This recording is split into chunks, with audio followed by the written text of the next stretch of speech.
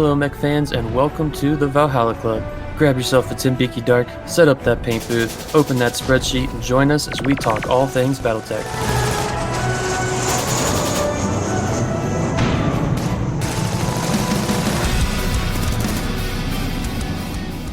Okay, everyone, and welcome to another episode from the Valhalla Club podcast. Tonight, I will be your bartender, Matt, and that's the Northman for all of those that use like nicknames or whatever.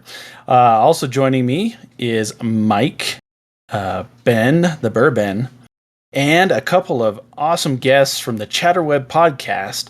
That'd be JP Arbiter and Mrs Arbiter as well. And we're going to start this out with the Rapid Fire Inquisition, which is basically just a series of weird questions. So we're going to start off with the first question. The most interesting Battletech faction. Now, the word interesting is key here, okay? We're going to start off with Mike, and it has to be rapid fire. So, most interesting faction. Go. I'm going to say the most interesting faction is the Free Worlds League, mainly because I haven't read a lot about them, but I know they're always fighting each other, and it's just a madhouse over there. So, that makes them interesting to me. Craziness over there. Ben, what's yours? Top of the head is Marian Hegemony, because I've been doing a lot of research on them lately for something I won't talk about. Okay, Mr. Arbiter, yourself. The Yarn Folk. The Yarn Folk. Okay. Thank you for saying Yarn Folk. Society of Swedish Deep Periphery Assassins. Very interesting. How about Mrs. Arbiter? The residents of Planet Bob. Ah, yes. Old Planet Bob. I don't know enough about Planet Bob. I don't want to break the thing up, but do you know the Planet Bob's actual name? No. It's a big ass long name. Dunkelwalsen Dunkelscheisen Shatterwald. Yes. Wow. Dark I Planet love and it. Dark Waters Shadow World. I love it. Yeah. I can see why they went with Bob. Okay, on to question 2. Favorite veggie, starting with Mike. Oh, man. Fuck. Man, I didn't start eating veggies till I met my wife. Fuck, I don't know. Green beans. Green beans. I like some green beans, man.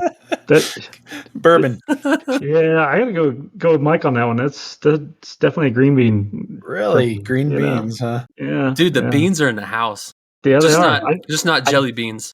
I just had some today. Okay, the Arbiter crew. Cauliflower, but I can only eat it raw. Only raw. I'm weird. Okay. Interesting. You only eat any vegetables raw. Yeah, I will. No, I'm saying you only eat them raw. Oh, but no, yeah, but Mrs. I Arbiter. would have to say corn. They have the Corn. most variety. I'm definitely rolling with corn on the cob. That's definitely my answer for this one. I thought it was a fruit. No. I thought it was a grain. Yeah. Because Vegetables. you make bourbon from corn, right? Exactly. It's a grain. It's not Quillar. That's true. Quillar's not. Does anyone know what Quillar is? Quillar is a Really? mix between corn and what is it? Orange marmalade? No, it's a mix between corn that is just the size of that's just huge. Huge corn. It's a grainy corn. Like cow corn? A genetic hybrid. Okay. Okay.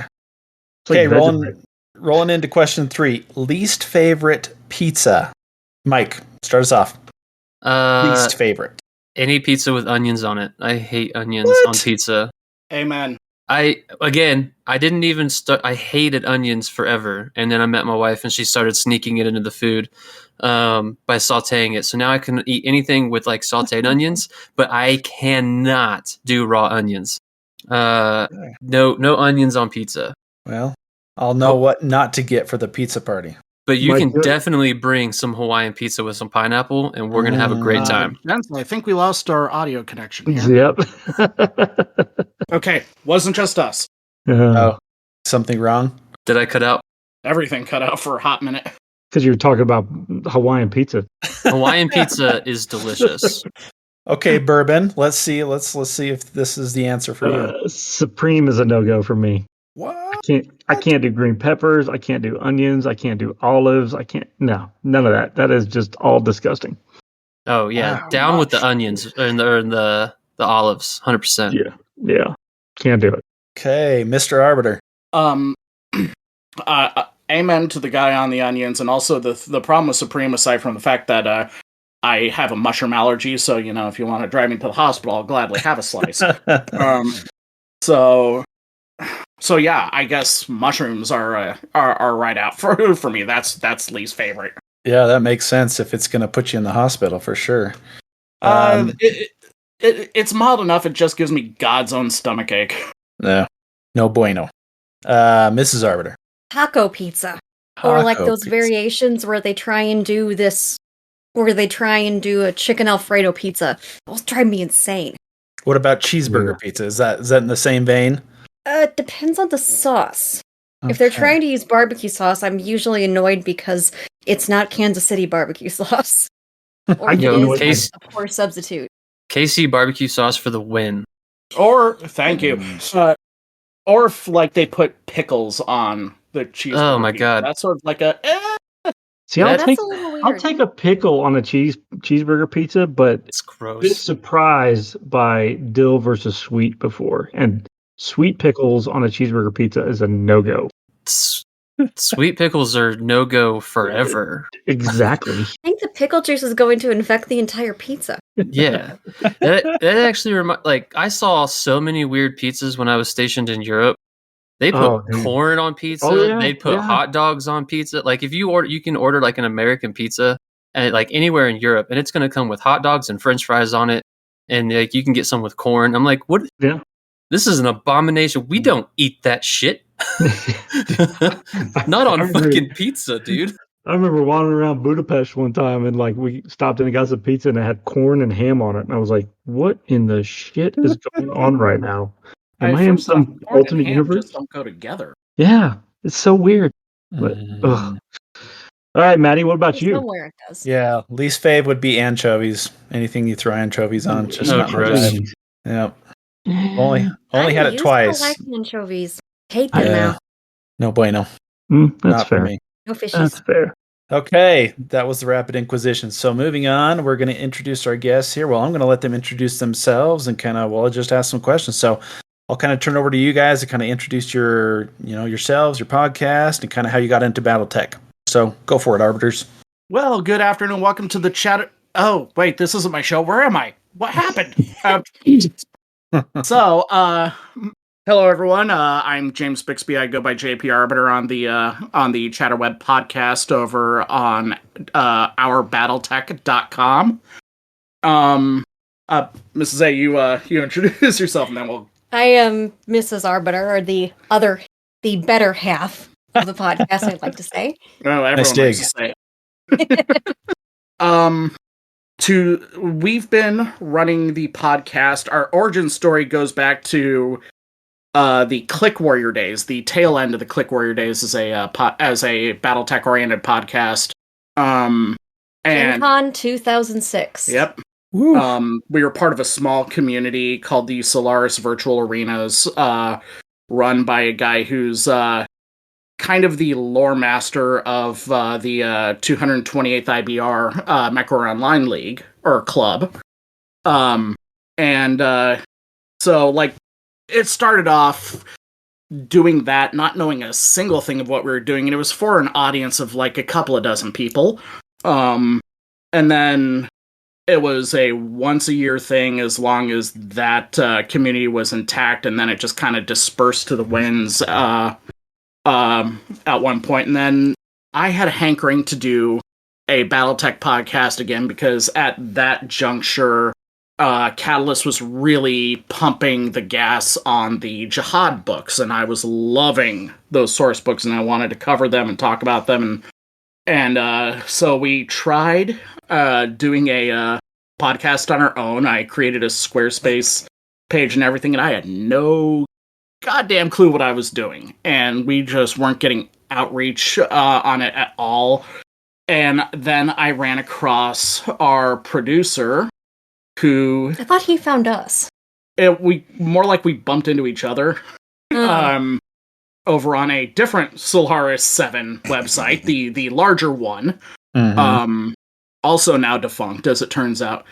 And he offered to be our web dev because he took pity. He saw we clearly had no idea what we were doing in terms of the actual web dev and hosting and whatnot, even though our audio engineering at the point was passable. I'm not sure we've improved in the decade plus since then. But that was about 2012 was when he took pity on us after about a year of getting ourselves trying to kickstart something. And we've been doing this roughly once a month on that website ever since. That's quite a time. Yeah. Our outreach is we're a particularly small podcast. That's partly by intention and partly by how we engineer ourselves. First off, the real world pays me way too much for me to try and make a serious side hustle out of the podcast. So we don't do a Patreon. We don't have any serious streaming events or whatnot, and because I just don't have the time. At my work, I manage 55 people in a multi-million-dollar company. So this is purely hobby and purely love for us. But that's also to our detriment since we don't have the easy access on outreach. And then with the other element of our show is that we focus on product and on the game mechanics of BattleTech. We leave the video games to the No Guts, No Galaxy crew. They do it better. We also use Macs. So we can't play half of them if we want to. Yeah, that's true too. And then there's 1,000 different pages out there now, from people as huge as techs to guys who just got their 10,000th subscriber on YouTube, like MechFrog, who just talk about the mechs and the tanks and whatnot, and are basically reciting technical readout books verbatim. And that's not what we do. We want to talk about the meta story. We want to talk about the implications and what we want to see in the future. And we review the actual product that gets put out, which sometimes can lead to some interesting stretches whenever things are dry, or when things aren't official, or when things are stuck on a boat in the Suez Canal. Yeah, that would make it a slightly more difficult. So, how did you guys get into BattleTech itself? Well, Mrs. Arbiter, your answer is a lot easier than mine. He got me into BattleTech. Okay, essentially. yeah. I was wondering, it was the days of ClickTech, and I was just curious of, okay, what the heck is going on? Why is he insisting every Thursday on going to this game store to play some silly robot game? Which was also called Valhalla's Gate, by the way. Oh, sweet. Valhalla's Gate, Columbia, Missouri. So that I went to college out there, and that was my hangout joint. I still miss all the guys that I played with out there. I miss a few of them too. They were nice guys. So, but what followed for me was, granted, I couldn't. Half the time I was either trying to chase after people who were trying to hide from me, or I couldn't roll my dice to save my life. I know that curse. If I wanted to. As for me, my story begins when I was about 10 or 11 years old, so that put me about in 5th grade. And there was this kid in school that he and I did not get along. And after about the 4th or 5th fight in one semester, our teacher did the worst possible thing you could do with us. Now, I understand we have at least 2 people in our hosts who have served. Is that correct? That is correct. Yep. At the moment. What do you do with 2 people who hate each other? Oh, you make them hang out. We got paired up on the annual science fair project, and so we had to learn to work together. And so I go over to his house, so I'm just like, let's just get this project over with in a weekend. and he said, "Oh, hey, well, before we go on, I was eating breakfast, and there's this, you like Transformers, right? Well, there's this robot cartoon that's on that I really like called BattleTech." And so snap. yeah, I was introduced through the cartoon.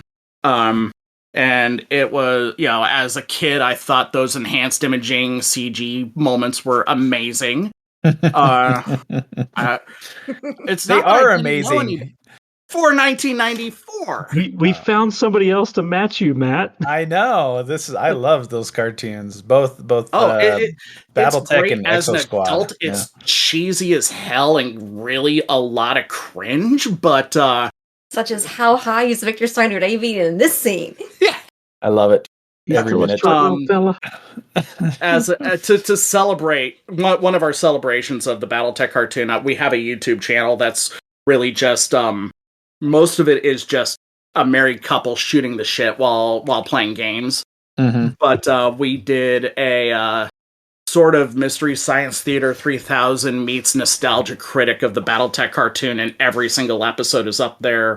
And this was before Hyper RPG did that AI upscaling of the cartoons, so they're the really crappy fidelity episodes from that were on Sarna's server. Well, I figured you guys really liked the cartoons because of your intro music, which is from the cartoon. And I Oh, if love you it. think we like the cartoons, try the fact that I've one of the things with BattleTech was I started to get into cosplay for a long time, and eventually became a demo agent and turned around and I made costumes that were cartoon based for our sons. Oh, that's our awesome. son Victor was dressed as Adam. Adam Steiner. And Heck yeah. And our son Morgan was dressed as Victor, and that was done because Morgan was shorter and blonde. So you actually matched the descriptions, huh? That's great. That's great. Yeah. So let's see. Go ahead. Yeah. Oh, anyway, to speed up the story a little bit from the cartoon days, I was hooked immediately. He gave me a copy of Technical Readout 3050 and the Fourth Succession War BattleTech as a birthday present. And then that following year, he moved away. I have no idea where Alex Fox was the guy's name. No idea where he is now. So if you're out there, Alex, get in contact. Whatever. Know that you created a minor media fiefdom with dozen of fans. It's all your fault. And here we are. So yeah, that's awesome. That's a great story. I did definitely come into it somewhat with the original MechWarrior computer game, but definitely with the cartoons. That definitely brought me into it. Yeah, so I love that part. I love that part there. So what is for both of you, what's your favorite faction and mech? It could be a different unit, but we usually ask mech, so it's up to you guys. Here would be House Karita. Okay. But for the clans, it's Jade Falcon. Not Velveeta has it. Jade Falcon. Jade Falcon. Yeah, it's like Jade Falcon at which point, right? Pre-Malvina. Okay. Or post-Malvina now. Welcoming John. Hey, John. How's it going? Hey, what's up, man? Does my audio get tonight? So far, so good. So far, so good, man. Okay, JB, go ahead. A litter box again. The Jade Falcon signal. It lit up the clouds. You came in at the right time. I figured you'd be here as soon as you heard Jade Falcon. You were like, "Oh, I gotta get on." My people need me. Exactly, they do. Anyway, Jen, favorite mech? Yeah. I have to think about that for a second and let you answer. Alrighty. My again, Intersphere faction of choice, and I've having played this game now for 30 years. I have been around the Intersphere. Mm-hmm. But I wound up where I started, and that is the Lyran Commonwealth. With particular attention paid to the Kellhounds. As their unofficial crack unit of the Lyran Commonwealth. Yeah, the unofficial official. Yeah, I get it. Yeah. How are you not house troops yet? Exactly. Oh, we want to be able to walk away whenever we want. We're not gonna, but we like the privilege. As far as the clans, may they rest in peace and one day rise again. I have always been a huge fan of Clan Novacat. During the clan invasion, I enjoyed that their whole shtick was quiet competence for the most part. And I also kind of like to die on the hill of, hey, we don't do drugs. That's what the Goliath Scorpions do. We starve ourselves into hallucinations, damn it. We're somewhat special. Somewhat. Yeah. And what's your favorite unit or mech? That one's a lot easier. My favorite battle mech is the Centurion. It's mine too! Moochen! Yeah, Centurion. Love it. It reminds me of Mega Man. So that's why. Yeah, I don't know why I love the Centurion, but I do. It's not really, especially like the 9A. It's I mean, it's just there to like blow up at some point, but I still love it. It's just if you Leroy Jenkins into the crowd. Oh, that's all I do. That's all I do. There's your problem. Probably play Vanguard and nothing else on Mass Effect. Just jump right in, baby. No time like the present. Yep. Dance a shepherd. Mrs. Arbiter, what's your favorite mech? Favorite mech was that's a hard one to pin down, but I'd have to say the Fafnir because he never lets me play it. I call that one. I love you playing. Oh right, which one was it? The one that I will never play against you with anymore is the Flamberge because you decapitated me on the first turn of a game. Although the better answer is anything that I can anything with enough of a missile pod that I can curl up in and take a nap. That's fair. That's fair. Yeah. Nice little LRM 20 at you. Lerms for days, dude. Right?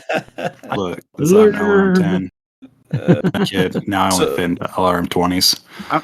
I'm just picturing you like pulling down the doors, missile doors on an Archer now, like a giant sleeping bag. Time for nappy. Do that. Heck of a way to camp. Yeah, for sure. You know those. You know, every once in a while you'll get a mech that has like the 1 ton of cargo space or something. That's what I always imagine is like the guys sleeping in the semis. Same thing right there. Just go throw a bed. About that later. I like the idea of turning an Archer into a bed and breakfast. That's I like it. I like it. No. That headquarters could do that. Yeah. Now we gotta writing something down for a future A Star Wars story. Let the ideas flow. So what do you guys get out to play a lot of like tabletop BattleTech? And if you do, what's kind of like what's the scene out there and where you guys are at? Well, we just we're hosting for what's called a Meeple-thon. It's a charity convention. And as demo agents, we often will jump between, we'll do whatever works sometimes. Mm-hmm. There's a pretty big Alpha Strike scene here, but there's also enough of a scene that we got one. We were running a game of what we call for our demo agents the Grinder, which is a classic. Mm-hmm. And we got someone who got back into the game after his last set being 2nd edition. Like he unburied it at home and found it was 2nd edition and when it was back to our table the next day playing. That's awesome. That's fantastic. As far as the scene here in Kansas City, there were some dark times, particularly between 2000 and I want to say 2014. And trying and slowly dragging interest and getting people together and getting when the WizKids Click Warrior game went kaput, a lot of folks went their separate ways on that. There were a couple who hung around though, and so it was just word of mouth. And no, the game never died. There's been at least something published every year between 2000 and now. We don't talk about the year 2008. That was the darkest of years. Mm-hmm. And now, particularly thanks to a demo agent who on the official forums goes by Scotty, he, thanks to the fact that he is younger and unattached, and as far as I know, childless, and I think as far as he knows, childless, But he has put in the overtime to kind of get the disparate people within 50 miles of the Kansas City area organized. And now there is Battletech scenes at like 5 different game stores in the metro. And a game bar. That's awesome. I think I was counting the game bar. That's good to hear. I know Mike kind of jumped in during the clicky tech days, so he kind of went through that the dark days after it kind of went kaput. So we actually took the time to collect all of the posters for the sets, and we have them framed going down our stairs. Oh, in that's order cool. of year of release. Yeah. So big. Yeah, we Mrs. Arbiter and I don't just play. We are collectors of the IP. We've gone back and hit flea markets and eBay and whatnot to scrounge stuff up. And you got some of the originals from the some of the concept art for the cartoon. Yeah, that was a rare find. Very rare. I still need to scan it. I can imagine there's not too much of that out there. That's for sure. The guy that I bought it from said he was pretty sure he had more, and I never heard back from him, unfortunately. Isn't that the way it goes? Mm-hmm. Well, let's see. Since you guys kind of, you were saying that you like to review the product and kind of the IP quite a bit. So what's one wish, and I'll ask each of you separately to answer, but what's one wish you have for Battletech kind of product not related to the Kickstarter for 2024? It's easy. I want an art book with every single one of what they predict and draw out as the uniforms. Because uniforms, okay. Costumes. Oh, so you want a cosplay guide? Yes. Ooh. Yeah. That is not one I have heard yet. But I have to do it anyway. I like that. And I heard that the Fed Sons use like Jane Fonda leotards as their combat uniform. That's exactly what they do. They steal them from the Jade Falcons. You dirty. And they've got blow-ups too. They got the big 80s hair. It was out there. Yeah. Uh-huh. I'm just wondering how the heck you're like the classic Fed Sons uniforms, the 3025 era ones had this like massive starburst across the right shoulder that like went all the way, like some of the arms of the burst like went down to the rib cage on the opposite side. And like, how the heck would you even make that? Because it's a bride sash. But they're clearly metal, is my point. It's still a bride sash. That is a very, very unique request. That'd be interesting because you definitely don't get enough of that out there currently.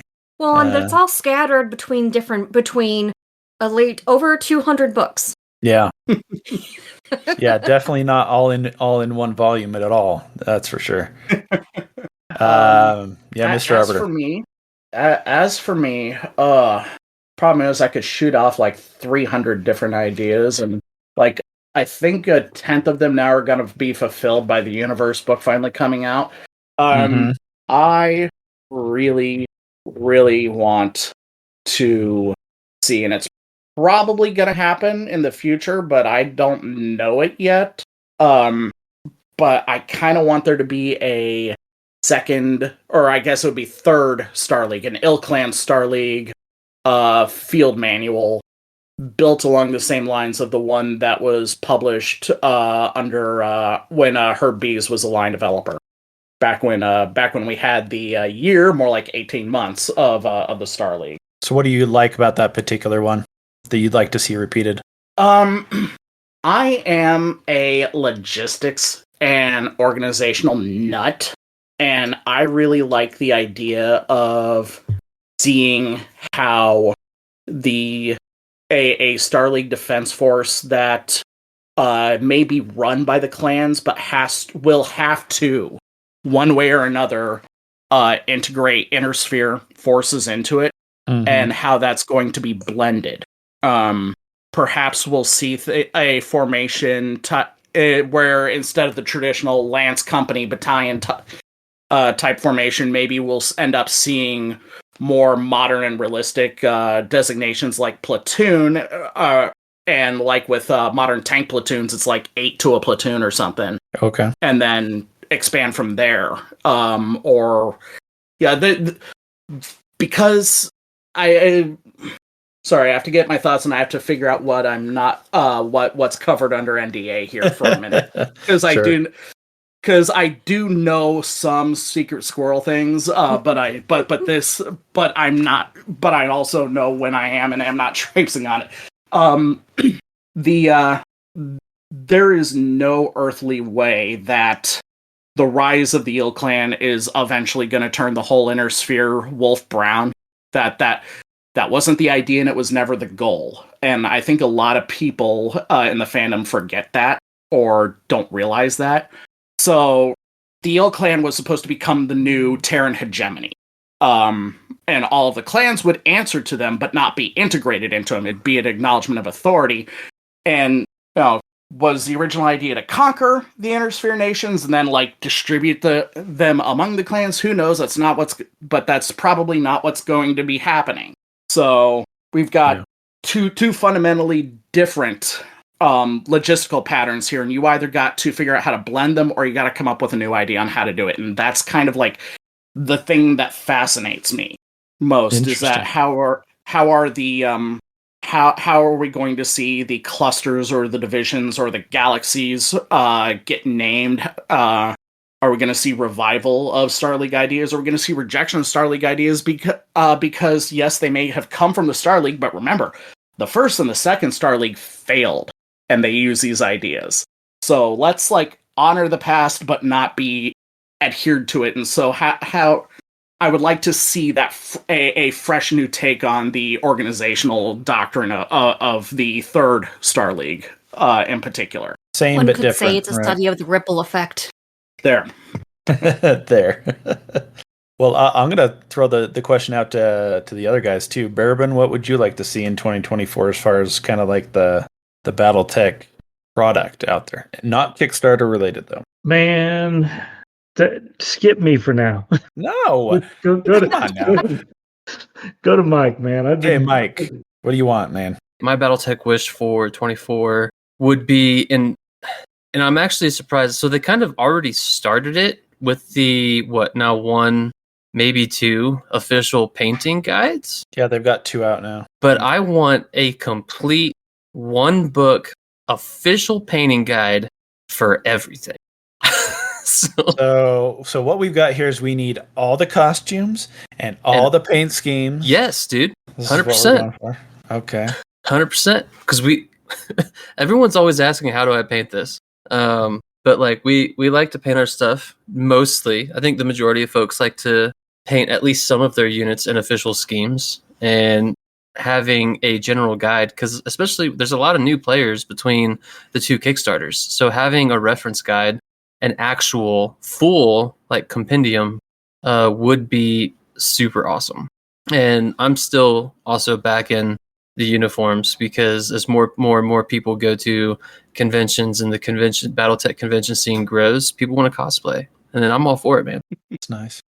John, you here with us? No, John, no. He stepped out. Okay, sorry, Ben. It's back to you. All man. right, man. Got him. I don't know. I've been diving into a lot of weird shit lately. So I just remember so fondly, leafing through a lot of the old MechWarrior 2 RPG books, especially Intelligence Operations and the Covert Ops book that FanPro put out. And I'd like to see something kind of to update that in the Eel Clan era. I think that'd be kind of neat. Interesting. So, do you want it to be kind of geared just towards RPG or something more broad? I think when you're, because again, I've been doing weird shit lately. I think when you get into the Covert Ops side, you almost have to make it RPG related. And I'd like to see more. I'm not a huge fan of the Time of War system, but I'd like to see more source material for A Time of War, the RPG side. Okay, very interesting. Can I have a second BattleTech request since John isn't here? Oh, here we go. Mike wants to. Yeah, I want to. Go for it. I want a complete revision and update to Hexless Classic. Yes, I like that. We have that. It's called Alpha Strike. No. Alpha Strike is Alpha Strike. I want Hexless Classic. I want the record sheets of Classic with Alpha Strike movement. I know it already exists as the miniatures rules, and it's a good 80% solution, I want to see it to at 100. Do you want it more beefed up and like built into its own thing rather than just like Yeah, because kind of a like lot a of this subset? stuff, because that was written in what was the date on that? Like Shoot, that was it was 2000. early 2000s. Yeah, early Um, 2000s. And then So- it got updated in '08, and then it got a bunch of erratas with the most recent reprinting of the core rule books. But yeah, I want updated Hexless Classic.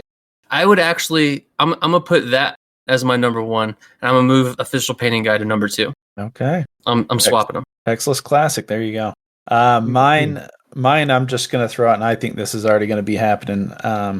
Is faction based force packs. That's what I really look forward to. Is really seeing the boxes coming out with the mechs for each faction, because I really like kind of faction play.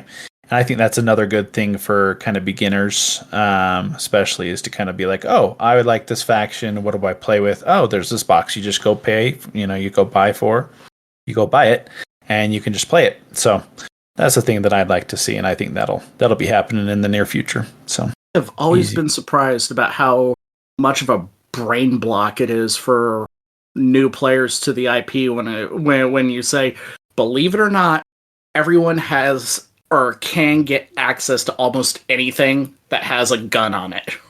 And just, you see the blue screen of death in their eyes. It's overwhelming sometimes, I guess. Well, yeah, and I think a lot of people coming from other gaming systems where it's very different, where like one faction has this set of things, and that does not overlap at all with the other faction that they're playing against. So you don't see too much, at least what I've seen, you don't see like too much overlap in 40K or something like that. The thing that I always explain is that, imagine a world where, or a galaxy where NATO and or the Soviet Union completely won, and so there was just one big manufacturing base for everything, and it's just, even that kind of still like, but so much. Yeah, there's definitely a lot of units out there. John, I see your thing popping. You with us? I'm here. Yeah. Okay, what's your one wish for BattleTech product in the new year, not related to the Kickstarter? Oh, everyone knows what I want. I want Dark Age Jade Falcon mechs. I want the Hero Falcon, Ion Sparrow, the Jade Phoenix. In plastic, that is? Jade Plastic. Falcon, the Flamberge. What? In plastic? Yeah. Okay, that's what I thought. Yeah, I want... Give me all the partial wings in plastic in one box. Nerd. Rice it up, Just baby. go ahead and hold your breath until that happens. Get your jump strong I'm out of into here. that. Get it out. Yeah. No fun. Okay, well, Jump Strong still lost Terra. I said we won't go into that tonight, Mike. You can beat the wolves. You can beat the wolves. You can beat the wolf games. It's not even try, guys. Okay, we're gonna jump into the main metal for the night, guys. So that is we're gonna talk about the forthcoming BattleTech cookbook, and that's awesome. And I know so little about it, so we have our guests here to help us out. So, Arbiter Crew, how did this idea for a cookbook come about? Well, I'll be the best one to answer that because my name's the one on the cover. Nice.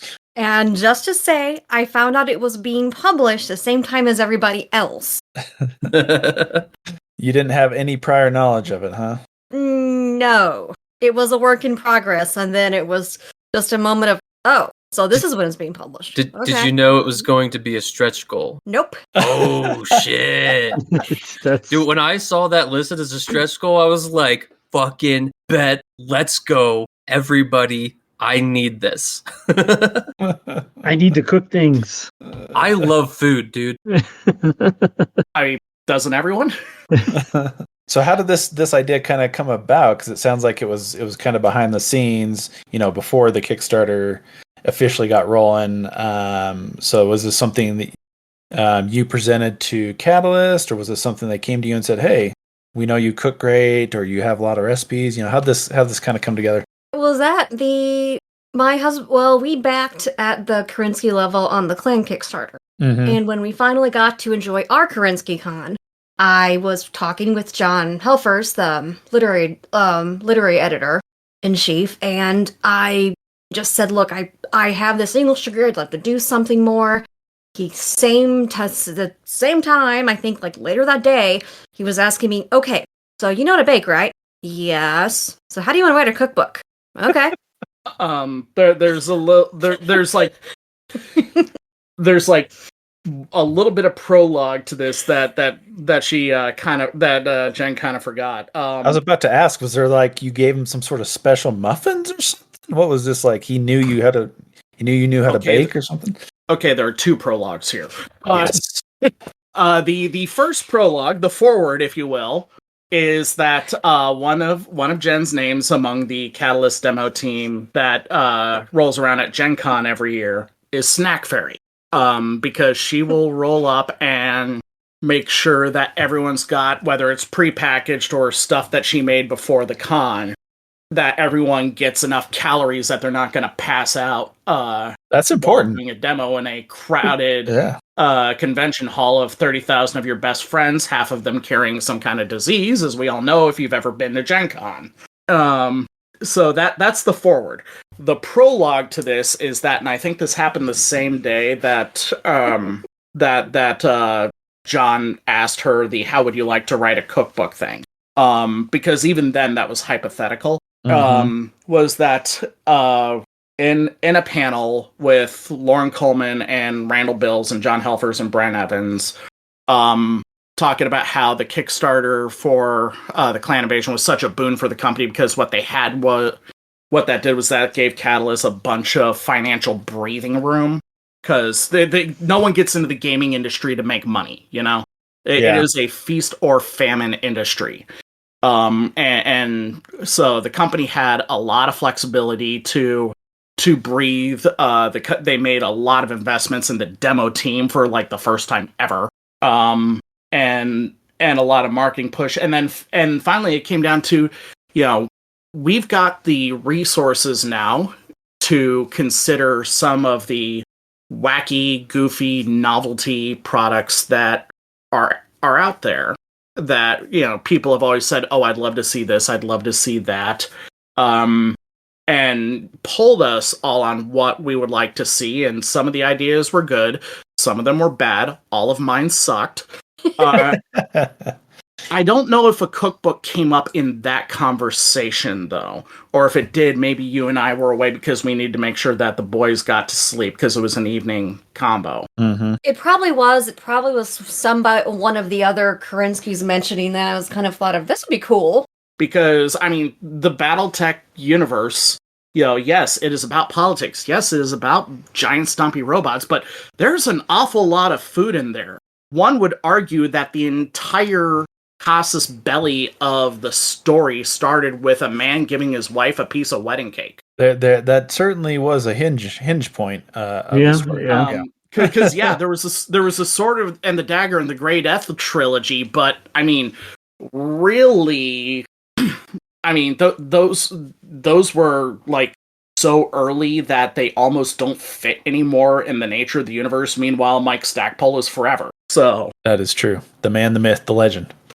So you kind of right place and right time to kind of get into the start of the cookbook. So like what kind of materials, what source material have you dived into? Have you looked like through all of the fiction? I literally dove into I took about 3 months diving into every single one of the fiction books, going word for word, marking food and drink and eat, and going through every single reference to find the ones that are listed and where they're listed. She learned search engine optimization really fast. I can imagine. Yeah, that's not a small amount of words. Some Boolean search. But because there's not like a recipe given, how did you kind of like come up with it? Was it something where you found something similar and then? Well, a lot of it was really easy. That some of them were really simple recipes. Like you have one whole scene where they're talking about the rations I have. Oh, well, I have the Naranji rice here. Oh yeah, well, I can trade you some pork and beans and rock bread.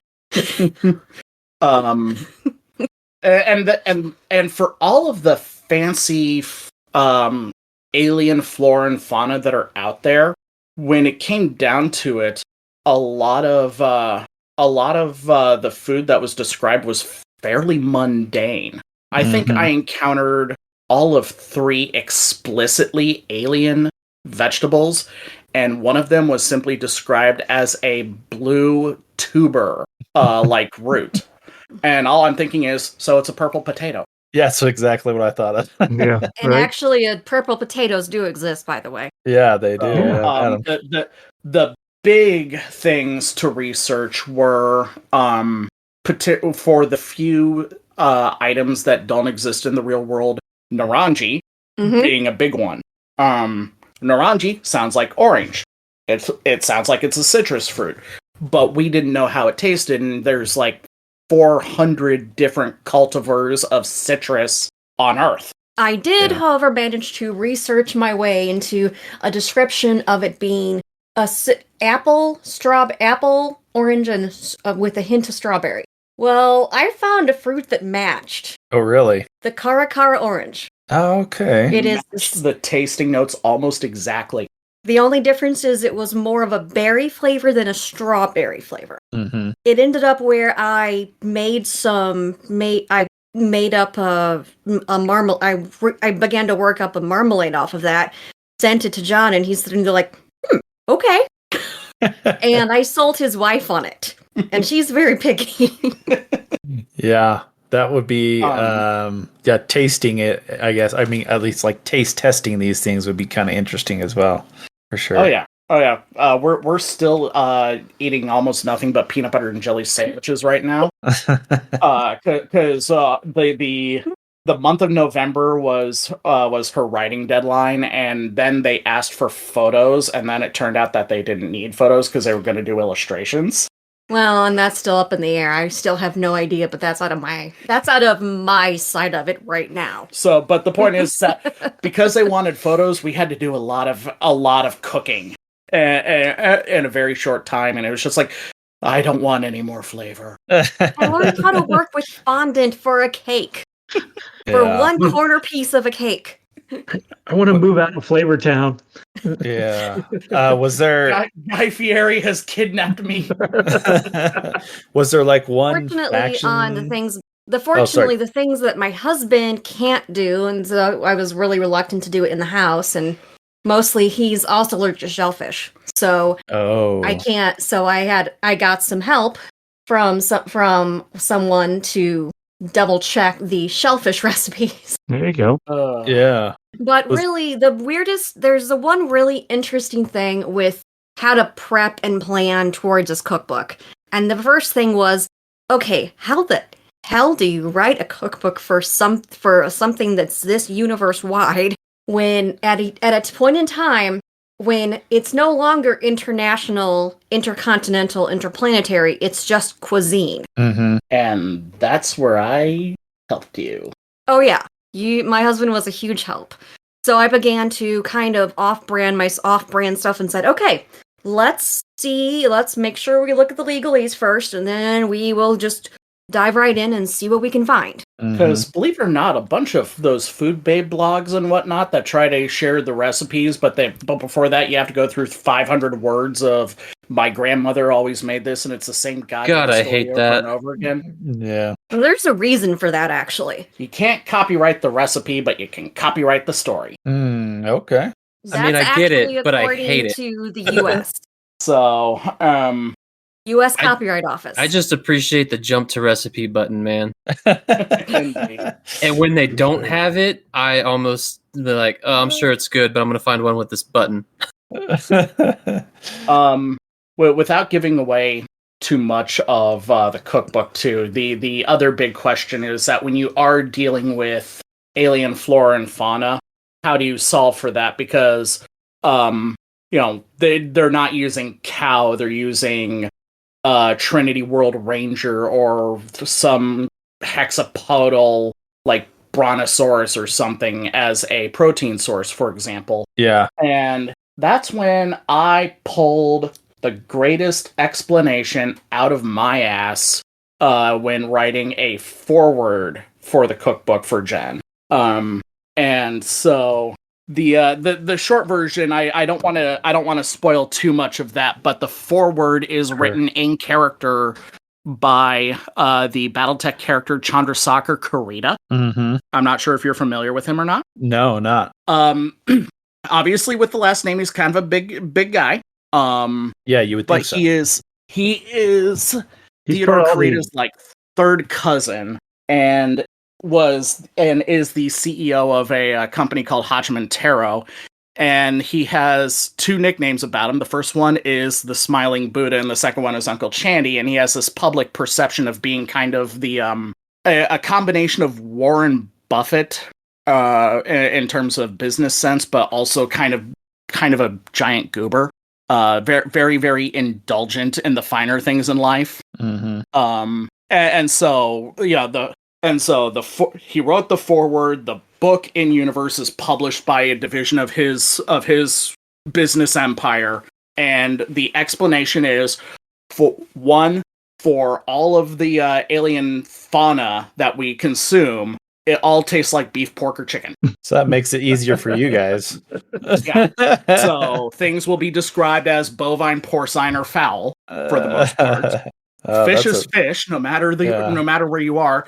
And when it comes to alien flora, well, honestly, we took all of our farming implements, including seeds, with us when we reached the stars. So it's all makes there for sense. Sarah. So that's, things might be genetically modified, they may be crossbred, but really, an apple is an apple is an apple is an apple. So that, and the reason why is because seeds are easy to pack in spacecraft, and they don't weigh anything. Well, you're weighing you're measuring seeds by the pound at that point. Yeah. Well, and imagine the technology to be able to preserve or freeze. You wouldn't even need to freeze them. Most seeds are shelf stable for decades. I know. Yeah. So, that would, to the point where really any obvious alien plant matter that is used in cuisine tends to be there for presentation almost more than as a nutritional component. Uh-huh. And there's more on into that. We've Jennifer and I together created a lot of little sidebars and funny stories in the cookbook about that are not food related, but food culture related, and particularly in some cases military food culture related. Oh, I'm sure that's interesting. One thing that I'm particularly proud of is for the Trinity World's chili recipe. What I suggested we do, and I'm not sure if this is going to happen, it's just a suggestion in the draft, is that the whole page is scratched out and there's a post-it note saying, we don't need a recipe for chili. Broth, protein, aromatics, chili paste, beans if you're weird. Getting into the jive of chili makers everywhere. Exactly.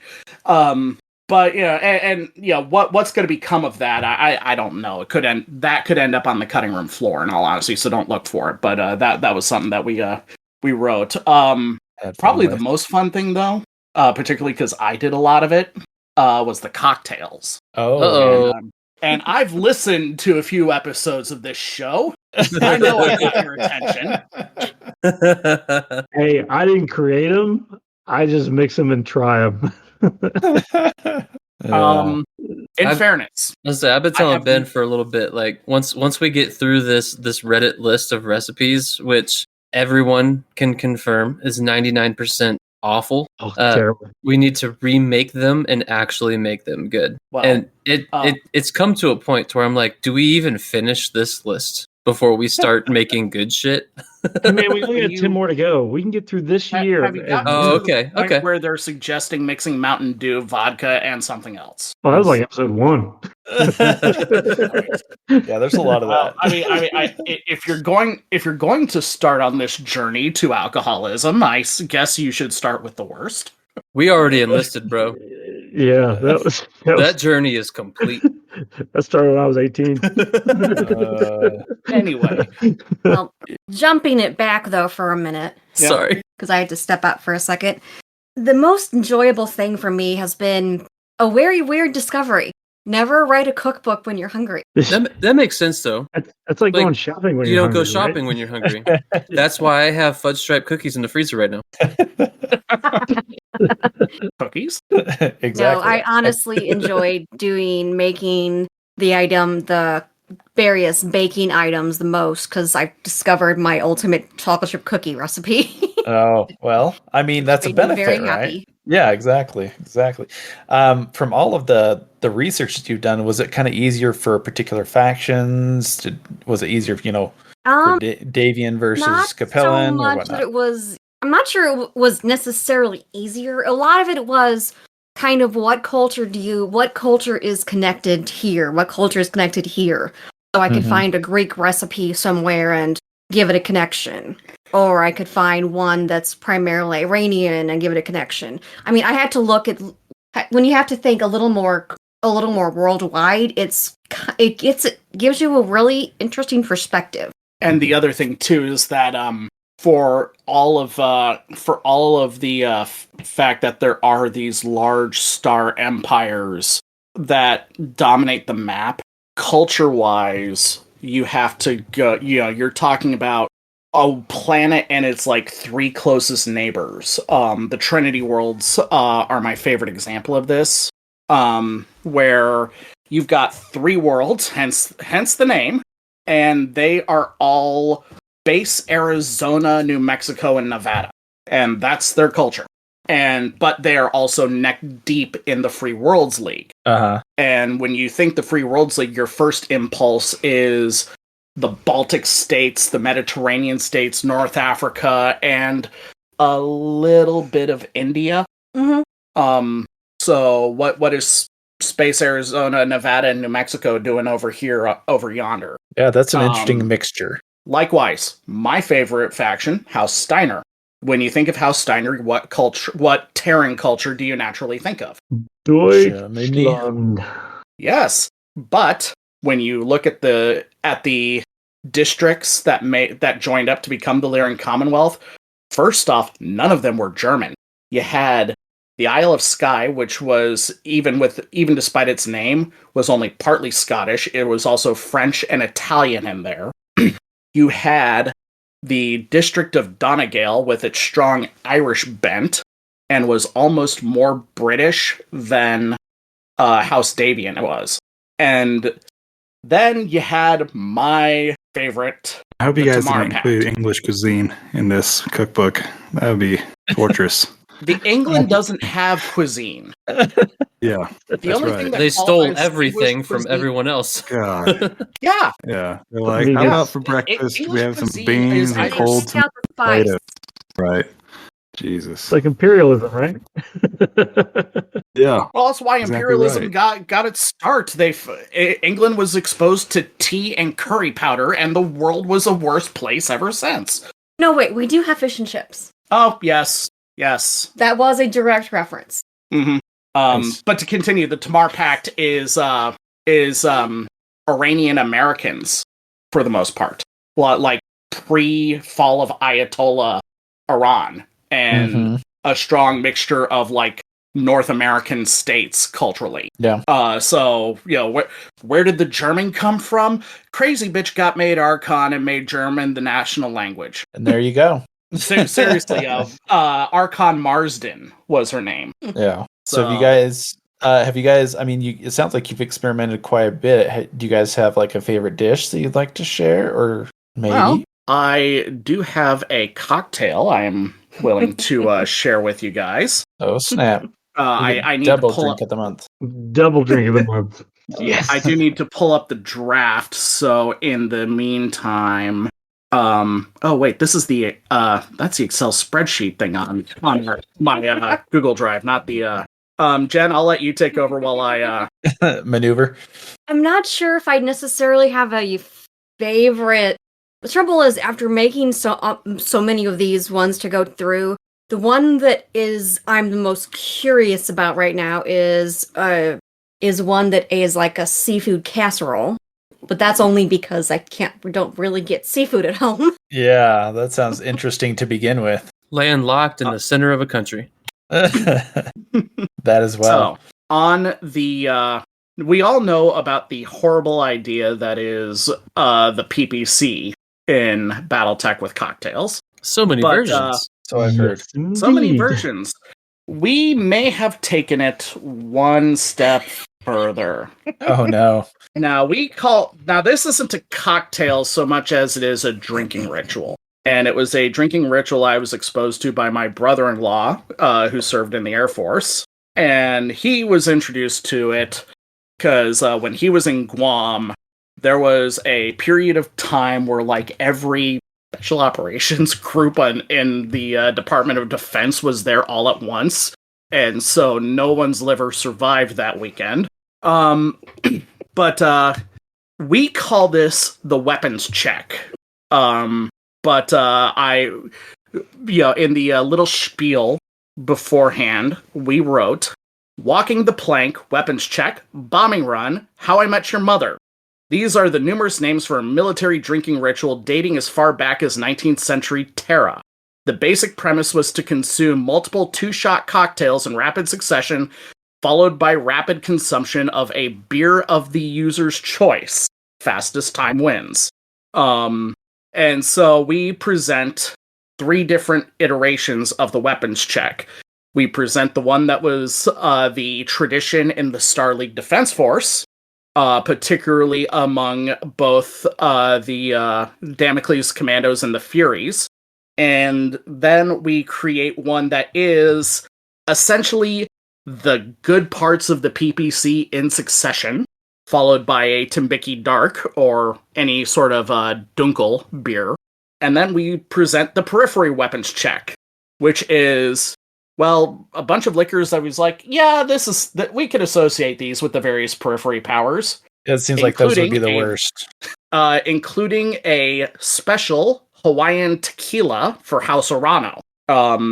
Naranji or orange juice, 151 rum, cherry brandy, and then just vodka for the Outworlds Alliance because we figured they're so broke that's all they can make. What do you think, Ben? I think it'll work. Needs more man. bourbon. Doesn't have enough bourbon in it, but Yeah. Stiffen that up. The other thing that we made, which was to honor the former line developer for Click Warrior. Yes. We call Kelly Bonilla. I'm not sure how familiar you are with her. But her team in the WizKids internal thing was called internal league was called Clan Fuzzy Bunny. And so we made a Fuzzy Bunny cocktail. And the simple explanation of this is to abjure clan fuzzy navel principle. Say what? I said I'd like to raise the motion to abjure Clan Fuzzy Bunny on principle. All in favor? Never. Okay. Well. Anyway, short version, it's a fuzzy navel mixed with equal amounts of a sparkling wine like a Moscato or a Prosecco or something. Splash of grenadine to make it pink. So, a Fuzzy Bunny. More of a girly drink. It sounds like it's in that in that scheme. We go hard on a few things. There's a recipe in there for a cocktail version of Necrosia, and I'm not going to spoil that one. It's special. That will have you seeing sounds and tasting colors. Yeah, leave that one for the blindness, right? Oh no! It won't make you blind. It's not. Its alcohol content is actually pretty low in comparison to a lot of things. There's a reason the drink section has a warning about vision quests. Don't operate your battle and drink. That's pretty good. I think my favorite thing among the recipes are 2 recipes that are lifted, and a friend of ours, and contributor worked up, who is a trained bartender himself, that are literally come from one line in 2 different books. One of the lines is speaking of an amber cocktail. Just an amber cocktail, no description at all beyond that. The second one is a line of, it tasted like she was biting into a honeycomb. And so, God bless that man. With those two descriptors, he made 2 cocktails up. Wow. That's you got to have some talent to go from that to a cocktail. Mm-hmm. Yeah, that's how much research I was doing. I went down to the lines and like went book by book by book, handwriting and then typing in and saved all the notes. Oh, it was crazy, but it was a lot of fun. I was gonna say, through all your research, is there a moment where you couldn't quite figure something out and you had to reach out to an author and be like, what were you thinking when you wrote this? Not like, what were you thinking? But like, what was running through your mind? Like, what is this supposed to emulate, essentially? Believe it or not, no. Surprisingly, there weren't, actually. But I also that is have surprising, at least to me. I also have my degree is actually in English with the emphasis in creative writing. So a lot of it is where I actually kind of was just looking through the text and reading through the lines of how does this translate? Could this translate into a recipe? And the bigger thing is the fact that we do not have a spot towards beers because there are books written on how to brew beer. I'll leave it to the experts. We can't teach people how to brew beer in one page, and there was things like the Iridani light beer among suggestions. And Timbiki Dark. And there were suggestions I hated that I still included. But we gave them our own twist, though. We gave a few things our own fun lore. Nice. One of my favorite jokes in there is that there's a recipe for homemade pancake mix in there and there's a little note that we wrote in there of if how to make pancakes ever becomes lost tech, humanity is truly doomed. That's very true. Yeah. So the as far as other like researches and whatnot, a good part of this actually came from me professionally because with my work, I have to attend an annual meeting that includes a formal banquet every year. So we have been exposed to, for the last 20 years of my professional career, a lot of fine dining and fancy food and how to figure out tastes and whatnot. So like when we were dissecting Hans and Melissa's wedding menu for potential inclusion, I was almost like immediately, yes, I know how to prepare that because I've seen the final product and I'm not a bad cook. I'm not great, but I'm not bad. Well, and when you come to that, you also have a lot of other considerations I had to think about, which included social etiquette of what a social etiquette for a wedding or social etiquette for state dinners. Mm-hmm. Yeah. There's actually a lot more there's a lot more than just research and thought behind a simple recipe, which is the weirdest thing that you don't think of. No, the one thing that Jen was actually brilliant at, first off, made a concerted effort for both imperial and metric measurements on all of the recipes, because this is going to be internationally published. Yeah. But the other thing that she did was there is a whole chart and table in there about measurements and tools that you will need. I think the actual like cutting techniques and whatnot when using a knife was kind of left on the floor because we weren't doing anything that required like fine chopping techniques or whatnot. Well, it wasn't more about chopping, it was more the definition of what is miced, what is chopped, what is the size you're looking at. Where it could be different in every country, right? If you're looking at it and you're not a very good cook, we also have tips and moments of this is what the definition of a roux is. This is what the definition of this is. Those basic things you don't think about, but they never include. On top of making sure that even if it's a recipe and you can find something, like you can find the bread at the store, fine. We give you the recipe for the bread if you want to try to make it. Yeah, so it's kind of like you've got a section for those kind of like for different levels of cooking, so if you want to do this, Well, yeah. all sensitivity to the to the audience here. I gotta presume that a significant portion of the BattleTech audience are people who generally would view Taco Bell as fine dining. Now you're talking. So Yeah. I mean, I didn't know what a roux was till I met my wife, and now I know a lot of cooking terminology, and I cook a lot with her. And the only reason why I knew how to cook a lot of different things before I got into college was that my mom figured that I was going to be single my entire life, so she made sure I knew how to take care of myself. It worked. So yeah, I had a basic I don't want to say culinary because that sounds snobby, but a basic food preparatory education that a lot of people, particularly if you went to high school in the 90s and early aughts, probably didn't get because home ec was stopped. Home ec, dude. Love it. So, love home ec. Well, I'm glad to hear that that's in there because it definitely, you're kind of covering all the bases of it being, international, but also for kind of a varied audience and stuff. Is there anything? We went out of our way to make sure that this was a multi-skill level book and that you could progress to more and more complex recipes if you wanted. Yeah. That's dope. And no one says you have to make the recipe. You can't just buy something from the store. It's just, I like to get the option. I think I bought about 20 or so different fantasy-based cookbooks, and I was just doing my research, pulling through them, and I was looking at all the things I hated about the cookbooks. Mostly when they give you a different name, but they don't give you the actual name of the recipe.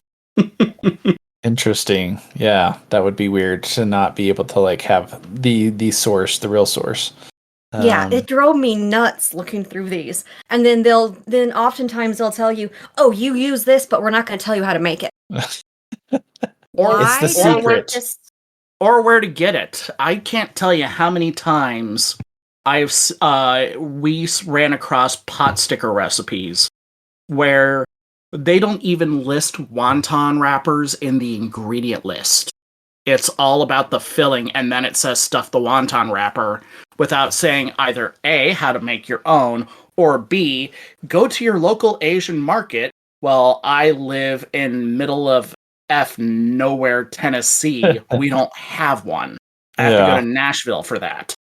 Yeah, so it sounds like you've definitely been working through a draft and everything. Is there a timeline for it that you guys have, or is it kind of it sounds like you guys are on the peanut butter. At liberty to disclose. Sure. We're at liberty to disclose at this point. Yeah. The hope is, there's hopes, there's dreams, and there's realities, and none of them we really know. Yeah. At this point. I was more wondering if it was supposed to kind of come with when the Kickstarter kind of fulfills, or if it will kind of come separately later or something like that. But I guess you don't know that as well. Really sure, but the bigger problem is more to do with shipping being out of our hands. We might know and understand when stuff is done and the book's ready, but if you have another Suez Canal incident, you're going to have a longer wait again. Sure. And the other thing is that the written draft. So right now this is in editing and layout. And getting art assigned to it and whatnot. But the written draft, our part of it, was finished and submitted on in mid-November, and we haven't heard anything back yet. So now we're kind of waiting to see where step 2 goes, and we had a push because they want it to be part. They would like at least the digital version of this to be part of the first wave of backer rewards being going out, and that's not spoiler territory or anything. That's already public knowledge, not about the cookbook specifically, but they want to get as much out as possible for fulfillment's sake. For sure, yeah. In the first wave.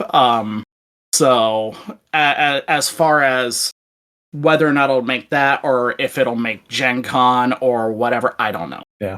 So Well, I'm glad to hear that it's like kind of, moving along in the process, and that's something else that, I mean, it's kind of fascinating to kind of be able to delve into it a little bit more with, if there was like, if you knew the music or something, but in this case, we know somewhat of the food, and kind of delving into that. That'll be kind of fun. I really like that idea. You never think about how much people have to put work people have to put into writing a cookbook until you do it yourself. Yeah, I'm sure that was and kind then of that startling. gives you a weird second thought of, wait, we trust whoever wrote this cookbook enough not to poison us, but we're not going to trust everything else we hear. Yeah, that's a good thought. I never have thought about that until you said that, and now I'm looking at my wife's cookbooks and I'm thinking, what do we got here? Well, is there anything else that you guys would like to talk about as far as the cookbook while we have you here? Just that when it eventually comes into your hands, that we hope you enjoy it, and bon appetit. Well, I'm looking forward to it. I'm looking forward to trialing a lot of things, so that should be a lot of fun. And with that, I think that concludes our main medal, talking about the forthcoming... the one thing I will say is, Mrs. Arbiter. the Car oranges are available from December to March, so if you really want to try an orange, you can. And what was the flavor description again for the Car? Oranges. It is a citrus, apple, and slight berry. Citrus, apple, slight berries. Well, there you go, folks. Go and try your Cars while they're available. I do have a quick question real quick. So for the cookbook, and I guess I can kind of conclude it through everything we've talked about so far, but just to specifically ask, you mentioned that possibly the hope is to be at least delivered digitally with the initial wave. So we are also to anticipate a physical, I can hold it in my hands cookbook. Oh, it was always going to be a physical cookbook. Outstanding. Digital is me extrapolating. I'm not even sure if there is going to be a digital form like that, or if they're going to, or if it'll be backer exclusive initially. We don't know those details. Or to get the book out while they prep the physical stuff. This was always going to be a physical in your hand product. Sweet, so I can hand it to the wife and she can go to work. Awesome. I am looking forward to it. Hell yeah. Yeah, I think we all are. It should be great. So that wraps up our main medal for tonight. And we really thank the Arbiters for coming on. And we'll continue on here with the S2 Intel Brief, where I talk about the Crucis Lancers.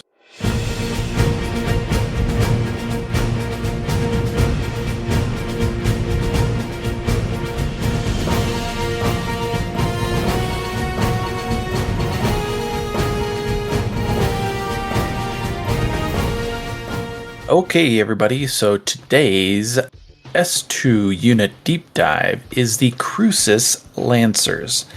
And that's the way I'm going to say it. I don't know if it's said, pronounced some other way, but that's the way I'm going with it. So the Crucis Lancers are one of those units out there that I see in a lot of the literature, the lore, and we're going to learn a little bit about them today. So the Crucis Lancers, following the departure of General Kerensky, the Star League soldiers that drifted into the Federated Sun, so the ones that didn't go with General Kerensky, they got organized during the First Succession Wars into the Crucis Lancers. So this has led to this particular unit always holding tight to Star League traditions while almost exclusively recruiting from worlds within the Crucis March. So kind of a very small area where they're all recruited from. Very, I don't know if I'd say fanatical, but very loyal to the Federated Sons. In all, there are 8 regiments in the Crucis Lancers, and the only combined action of all these regiments was the attack on Tikhonov during the Fourth Succession Wars. So just to kind of briefly talk about them, there's some... Well, I don't know if I'd call it a misunderstanding, but maybe some detail lacking on when all of these regiments were formed. But they were all formed around, or most of them were formed around 2780, around 2782 or 83. Some were formed during the first succession wars. So it kind of differs between each regiment.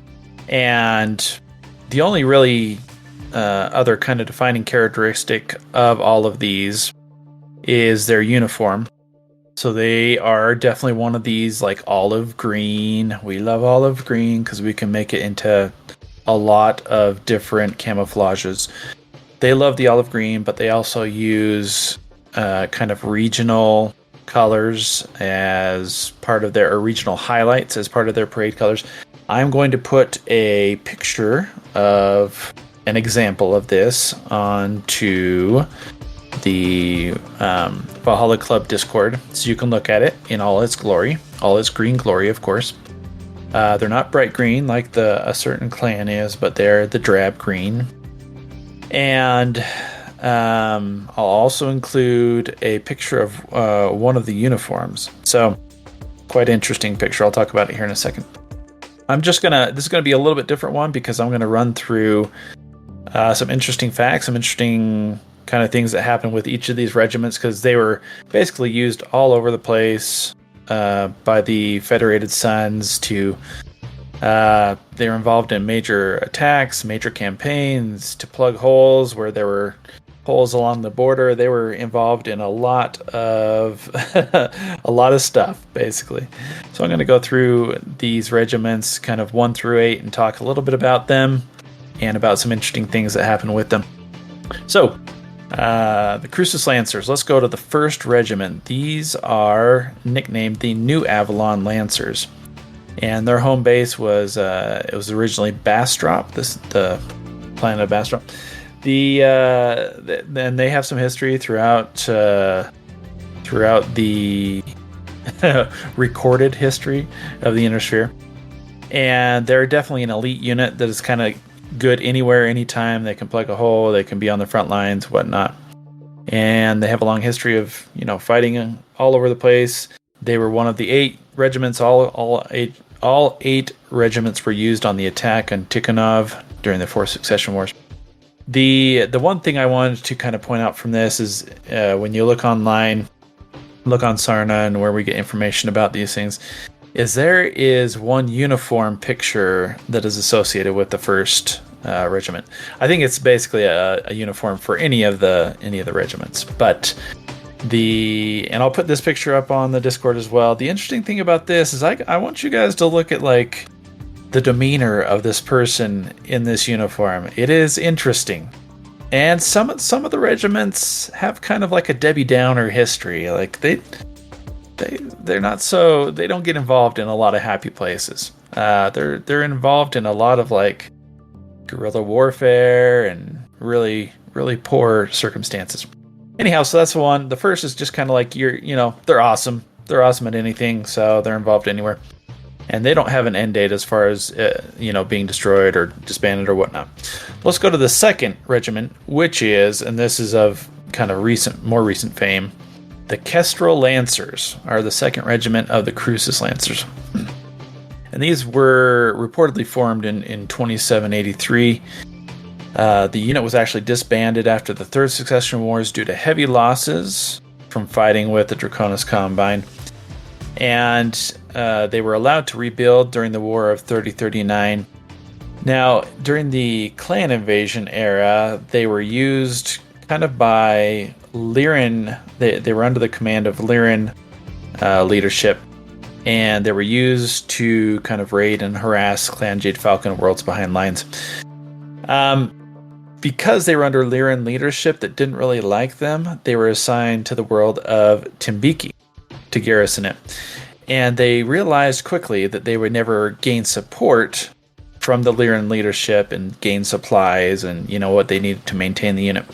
So the unit commander, An Sung, approached the Timbiki Spirits Brewery to help produce advertising for their famous Timbiki dark beer. So they actually took their mechs, and the mechs of the unit were used to put together advertising holovids acting as Ulrich Kerensky's Golden Keshik for the filming. So this was definitely something that wasn't, technically allowed. And those of you that have served in the military, you can think about doing this in your unit and how interesting that would be. But this did allow them to have at least some funds to maintain the unit. They continued on all the way through the recorded history that we have for them. And they were skilled at guerrilla warfare and orbital drops as well. So that's another big regiment. The second, the Kestrel Lancers. Okay, on to the third. And the nickname of the third regiment is the Akkener, I believe I said that right, Lancers. And they were put together in the First Succession Wars, and they have a long history fighting against the Draconis Combine. They spent most of their time during the clan invasion in the Draconis March to dissuade attacks from, I think, both the clans and Draconis forces. They were also involved in... I'm sorry, that wasn't the clan invasion. That was during the Civil War. They were also involved in the attack on New Avalon when that occurs in the Civil War. The interesting occurrence I want to bring up with the third is during the Jihad era. They had gotten some information that on the planet of Telman 4, the Word of Blake was using that planet as a base. So they went to attack it. But that wasn't true. Their information was incorrect. So they ran into a combined Outworlds Alliance and Clan Snow Raven force that completely destroyed the entire regiment, or the Mech regiment, leading to the deactivation of the entire 3rd regiment. So before they were destroyed during the Jihad era, or deactivated, their tactics included combined mech and tank forces, along with ambushing infantry. So they would put their infantry... They love to put them in emplacements and then ambush any enemies that were trying to go across their lines. On to the 4th Regiment. So the 4th Regiment's nickname is the Point Barrel Lancers, and this was created from a heavy Battletech regiment from the original Star League. So starting from the Succession Wars, they frequently fought Capellan forces, also fought Cretan forces as well, especially on New Aberdeen, where much of the regiment was destroyed when they were kind of isolated from friendly forces. As well as all the other 8 regiments, they were involved in the Tikhonov attack in the Succession Wars. During the Civil War, they had returned to the Federated Sons. Now all these Crucis Lancers units are very loyal to the Federated Sons. So they returned to the Federated Sons, where they saw serious combat on their homeworld of Jouser, facing the 2nd Donegal Guards. So during this heavy fighting, there were a lot of units moving on and off planet, a lot of reinforcements for the Donegal Guards. And during this heavy fighting, they saw much of their command structure pretty much destroyed.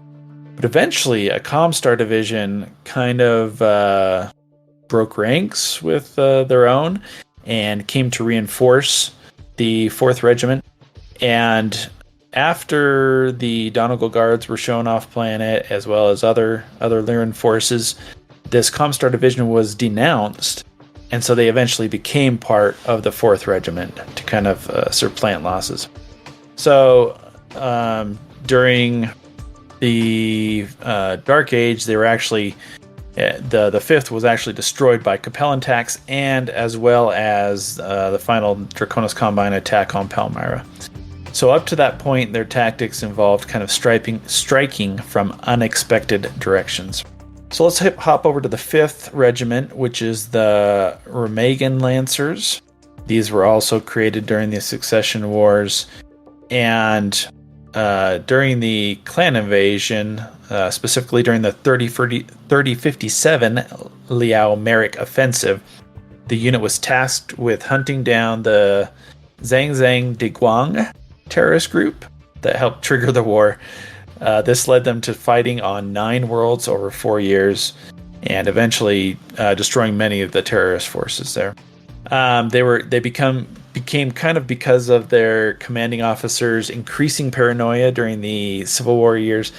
Even before the Civil War kind of technically started, they were very wary and antagonistic regarding Lyran units, especially the 15th Deneb Light Cavalry, who they had kind of this like running battle over several worlds going on. I think the biggest one that involving the 5th Regiment was during the Jihad era. They were heavily involved in fighting against Werda Blake, including a vicious fight on the world of Town, where the fight involved capital missile launchers from a massive mountain defensive structures. This is heavily fortified by the Werda Blake and really tough nut to crack. So tough that the Crucis Lancers eventually said, okay, we have to just use orbital bombardment or else it won't we won't be able to take over, we won't be able to destroy the defenses here. And it led to kind of a lot of craziness between the Werda Blake and this orbital bombardment from a space cruiser. So very interesting there. And they were involved in the assault on Terra, and they were involved in that they attacked Rio de Janeiro. So that was their location of attack. They are still a surviving unit, and so their tactics involve formations kind of trained in independent aggressive actions. They never really stay in one place for too long, so they're very, very aggressive, very whatever they're doing. If it's defensive or offensive, they're still aggressive. No holding back. On to the 6th Regiment, which is the Sama Lancers, and their homeworld, the original homeworld, was Langhorn. During the Succession Wars, they have this pretty crazy moment. So during the 4th Succession Wars, the 6th Regiment was tasked with attacking this Capellan-held planet called Mandate. Now, this planet was known for having a very tough and kind of fanatical populace. And when the invasion commenced, the 6th faced propeller craft making ramming attacks against their dropships, as well as their mechs, as well as kind of continuous suicide and sniper attacks. Through much of the fighting, there were there were mass attacks of inferior but overwhelming militia forces that almost overwhelmed the Lancers several times. They had kind of some fortuitous circumstances that led to them being able to survive these mass attacks. But the Lancers, in the end, they finally won out after the capital capitulated, and morale was very low amongst the 6th because of this horrendous kind of engagement against many women and children that were acting as suicide bombers and things. So this unit continued through time up until the Jihad era. They were tasked with fighting and then actually acting as quarantine agents on the planet of Galax. And this planet had been hit by Werda Blake bioagent, causing all life on the planet to start dying over time. And so they had to keep the quarantine. And because of this, the morale in the unit became just extremely low, and suicides became very common in the unit. So because of that, the unit was deactivated in 3075. And then the survivors spread to other units. Up until its deactivation, they were very experienced in urban warfare. So this is one you'd find with your Irby Derby, that's for sure. But never because it's not the Capellans. On to the 7th. So the 7th Regiment are known as the Broken Wheel Charioteers. Now in the Succession Wars, this unit fought a war of resistance against Draconis Combine forces on Kentaris 4, where, you can gauge if it's lucky or unlucky. Coincidence led to a Crucis Lancers officer assassinating Minoru Kurita. This led to his kind of imbalanced or unbalanced surviving son, Jinjiro Kurita, causing the Kentaris massacre. So they were kind of the catalyst to this horrible thing, and everyone in the BattleTech universe knows about the Kentaris massacre. And they were heavily involved in a lot of fighting up until the Jihad, actually up into the Dark Age era, when they were also destroyed by Draconis Combine units on Palmyra. This unit's tactics were basically summarized by their motto, which is anything, anywhere, anytime. So there's the 7th. On to the last, the 8th Regiment, which is the Islamabad Lancers, with a homeworld of Mara. And they're kind of, I guess, not defining, but a big action was during the Civil War. They attacked Draconis Combine forces on Prosperupina And once they were victorious against these forces, they took over the Bulldog Enterprises production plant. And because of the destruction that had been caused during the fighting, they were heavily involved in, afterwards, humanitarian efforts in that particular area. And because of this, they were awarded the Dragon Slayer ribbon. I think that's somewhat appropriate in the DC, fighting Draconos Combine Forces. And the Draconos March Meritorious Unit Citation. So they held on to the planet of Proserpina until, over time, they were attacked by 4 different Draconos Combine units, which eventually dislodged them from the planet, and the regiment was effectively destroyed. It was just decimated, so the survivors were spread among the other surviving regiments. So with that, that's the 8 regiments of the Crucis Lancers. So these are definitely easy ones to paint up, and they're definitely involved in a lot of action all over the universe in Battletech. And if you are a Fed Sons fan, you should definitely have a unit of these somewhere in your collection. And with that, that's the unit deep dive.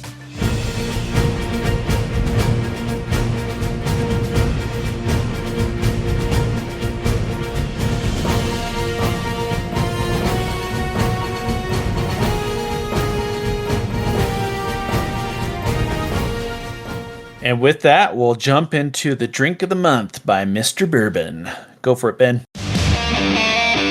Hey all, this is Ben here, your Battletech Master of Spirits. Get your mixers, liquors, shakers, stirrers, and strainers ready as we cover this month's Battletech Drink of the Month.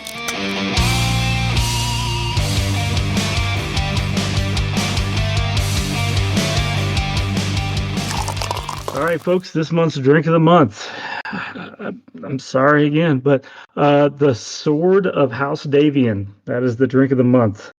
So the Sword of House Davian is made with 1.5 ounces of Jägermeister, a half ounce of vodka, 1.5 ounces of syrup, 2 dashes of bitters, garnished with nutmeg. Serve it on the rocks. And how is it, Ben? It's not good. It's not good. I hate Jägermeister. I really do, man. I don't like black licorice, and I don't like Jägermeister. So I hate black licorice and licorice, but Jaeger seems more like Steiner to me than it does Davian. I got nothing, man. Because it's German. It's the dark web. It's Reddit. This is what you get, Yeah. So, I do it. So when it says 1.5 ounces of syrup, is that 1.5 ounces of simple syrup? Is it maple syrup? it's simple syrup. Oh, Okay. wow. We're bringing back Cocktail syrup. simplicity here, gentlemen. That's right. Yeah. Well, there's different types of syrups, and there was a drink not long ago that had maple syrup, so I had to ask. True. That's true. Ben, how many more drinks are there to get through in this? When We got He 7 said more. 10. He said 10 more. There's 10 more. Ben, There's 10 we need like an more. advent calendar, but instead of it being Christmas, it's just we no that's longer what have it to is. drink these things. I think I might change it up next episode and give you guys a good one, because I wrote down that would truly be a breath of fresh air. it's a One Christmas good drink. miracle. It's a Christmas miracle. It's a Christmas miracle. That's true. That's a good idea. Yeah. See? We'll give you guys a good one next month. Just you gotta endure the pain for another episode. Just be prepared for a lot of bourbon. That's Oh, I quit trying to keep up with these drinks. They all just look disgusting. Like I just read them like, nope, not doing it. Can't. dude, this is that Reddit list that I pulled up. I was like, are you kidding me? So yeah, What year is it from? it's what we had to go off of. It's yeah. They made some of these up for sure, because I can't find them in the fiction anywhere, and it's just somebody just pulled it out of their ass and Once we finish the list, we're going to hereby declare it apocryphal, and then and then we're going to start making our own we're gonna take good, and we're going to basis. canonize the recipes. See, we might we have to know start it's working wrong on because we've done it for a whole year and it tasted like shit the entire time. All right. Woohoo! Yeah, we might have to working on the cookbook ones. That's right. We'll start off with the cookbook ones. Yeah. Yes. So, We have high I know, expectations. like, I plan on getting into brewing and whatnot when I get home and I actually have a garage. And so, like, some of these things, we're gonna build like a wet bar when we remodel and stuff. So, like, I'm down to experiment, and submit Hey. ideas for like a BattleTech mixology book. No, for your experiments, you got to start with episode 1, bro, and just go from there.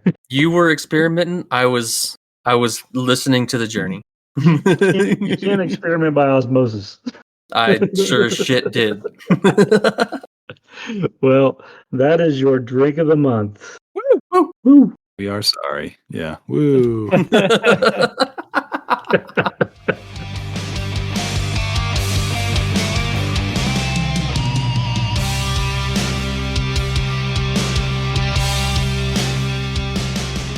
On a slightly better note, let's go to return and report. Mike, you want to lead us off?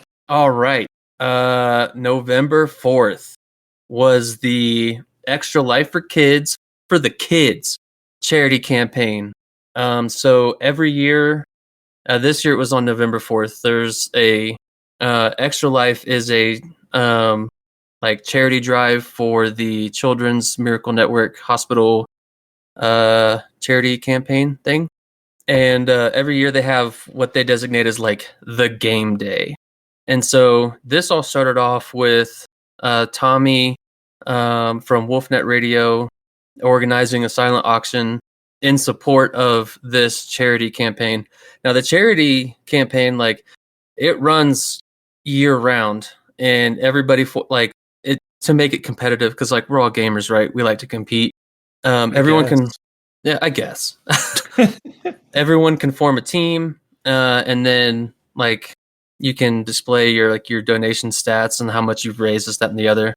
But so the charity runs 24/7, 365, and the stats reset every year on January, and they accumulate throughout the year. But this year in November was the Extra Life Game Day, which is where gamers stream on Twitch or whatever platform they choose in an attempt to raise money for the Children's Miracle Network. So Tommy from WolfNet organized a silent auction, which ended at the end of November, at midnight of November 30th, Central Standard Time. And he did a really awesome job, man. There's so many good painted minis over there that were auctioned off. But so he was leading that front, and then Charles from WolfNet reached out to me because I had just started streaming on Twitch, trying to, like, I had nothing else to do. Like, my wife works nights, so once the kiddo goes to bed, I just game. And I was like, what's another way to have more fun with it? And so I figured I'd try streaming. So shortly after that, Charles hit me up and was like, hey, could we do a charity stream? And like, that's all he kind of said. And I immediately I sprinted with it. I looked into everything, got all the resources, got new overlays, set it all up. We were promoting it hard. And on November 4th, we had our charity stream where we played MechWarriors Online, or at least I did, for 17 hours straight. Doggy. That is a long time. It was a long time, but dude, It was so much fun. So yeah, we played for 17 hours. We raised $385. We had our peak concurrent players in the voice chat was 15, and that was the most I've ever seen in a single voice chat, all playing together. That was crazy. It was crazy, and it was a lot of fun. We were raided a few times. The biggest raid came from the MWO League, the comp channel for MechWarriors Online. They brought over 142 viewers. Our next biggest raid was by Spectral Fire. He brought 17 viewers.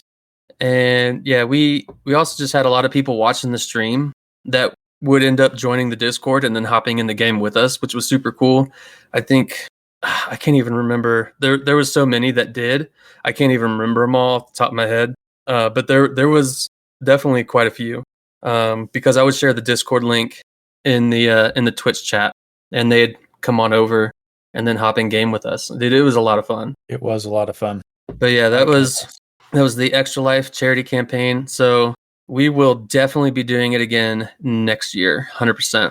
On the whatever day Extra Life declares as game day, I'm going to try and pull 24 hours next year. I'm saying it now. Oof. Gosh. I'm going to try and do it. It depends on what my work schedule will be. I'll be in a different state with a different work schedule and whatnot. So I can't 100% confirm that I'll be able to do 24 hours, but I'm going to aim for it. Gonna go tell the boss man, hey, I've got something more important to do this day. Sorry. Yeah, it's for the kids, man. So I'll I'll play video games. yeah, Nerd. for the kids. Yeah. But what's great too is like the stream is linked to my Extra Life page, and so like the kids and their families in their hospital will like they can scroll through all these streams because they also put all the tags in there for Extra Life, this, that, and the other, and they can watch people play and raise money for them. It's super cool. It's fun and cool. And that I think was our only return and report that we had for this episode. But we do have a Patreon plug, which Mike gets to talk some more. Oh, goody. Did you say Patreon? I said Patreon. Oh, okay. So to start out, I just want to thank everyone that's our first patron so far. We super appreciate it. We are, and it hasn't changed since we first announced it. There's still the single tier so far. We are continuing to brainstorm additional ideas and tiers. However, like I'm not a super creative person. I can talk about stuff that already exists all day. But coming up with new stuff, and I'm not that great at it. But so for additional Patreon tiers and exclusives, I'd like to get input from you all as listeners. Like, what are some types of exclusives that you would be interested in? So far, like ideas that we've tossed around is like, hats, challenge coins, flasks, maybe t-shirts. I don't know. What are your thoughts? And then, maybe in general, like, is anyone interested in like Valhalla Club merch? I don't know. But if so, that's something we could look into setting up. You got to tell us what you want, what you really, really want. I see what you did there. I'll You tell should have what sang it. What I really, really want. Thank you, John. I want it. But like, There we go. we do this for y'all. We have a lot of fun doing it, and whatever you guys want, let us know, and we'll see if we can make it happen. But yeah, so that's the Patreon plug. What do you want, listeners? Yeah. What do you want, patrons? Yes, all 5 of you, please tell us what you want. Hey, it's 5 so far. It's only been live for a month. Well, I heard listeners. My bad. I heard JP saying something back there. What do you want? If I promise to pledge $1,000, will you slather yourself up in canola oil and chase a duck in the backyard while yelling my name really loudly? I live in a townhouse complex with an HOA, so that's probably a no. That's all John, baby. That's all John. It's all John. Yeah, that's John's. That's it. Yeah, that's just another geese day, like bro. that. Yeah, well, no. Another day in the Navy. Another day in the Navy. Those were dark days, and they're behind me. I don't know why you guys have to keep doing that. Are you sure about that? Yes. Thanks for that. And I just want to mention that we have the Patreon to kind of pay for what we do here on the podcast, is basically the kind of the streaming fees and stuff like that. So that's basically why we have it. It's not because we're not living in filthy lucre or anything. But, I'm not looking to make an income off the podcast by any means. If that was the case, a Patreon would have been up over a year ago and it would have been built out. But we want to give you what you want, and so let us know, right? So that's the Patreon plug. And now we will hop into the news from the battlefield.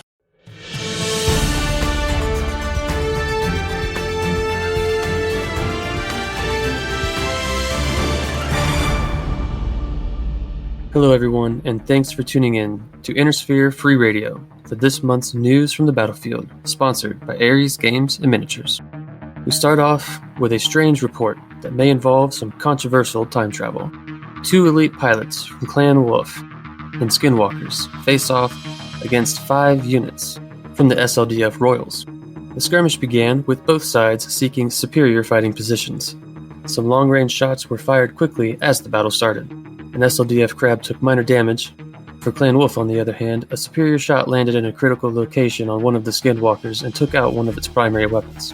MechWarriors continued to maneuver for better positions after the opening volley. An SLDF Mercury could be seen attempting to flank the Clan Wolf Skinwalkers to establish battle lines for the SLDF. Unfortunately, the maneuver was not enough to gain the upper hand against the elite Clan Wolf pilots. The SLDF forces suffered severe damage to a Highlander and crippling damage to the already injured Crab, which resulted in engine damage. As the fight continued, the same Clan Skinwalker saw another of its weapons go offline.